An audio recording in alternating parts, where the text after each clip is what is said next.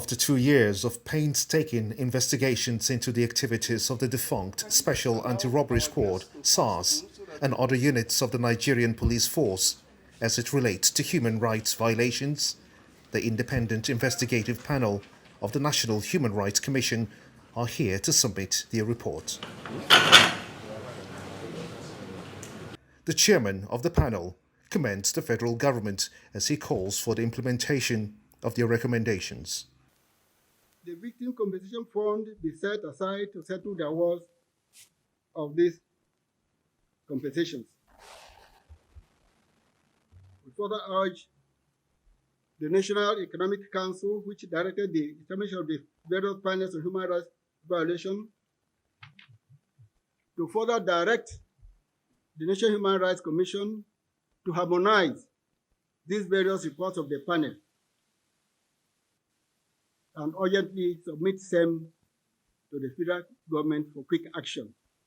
With the brief remark, the chairman presents the report to the Executive Secretary of the National Human Rights Commission.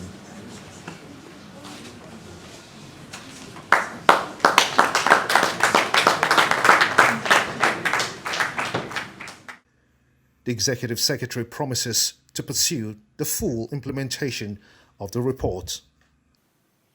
Today, we are finally closing a chapter in the work of the panel, but also opening a new one for the Commission and all government institutions that will be charged with the implementation of this report. Payment of compensation is just one step in the road to justice. There is still the need to hold indicted officers of the Nigerian police accountable for these violations. In this regard, I welcome the decisions and indictments issued by the Justice Galadima panel, and I want to assure Nigerians and the victims and their families that the National Human Rights Commission will do everything possible to ensure that decisions are implemented. From the fact sheets presented by the Secretary to the panel, 28 policemen were recommended for prosecution, 25 for dismissal, 15 for disciplinary action, and 4 were recommended for reduction in rank.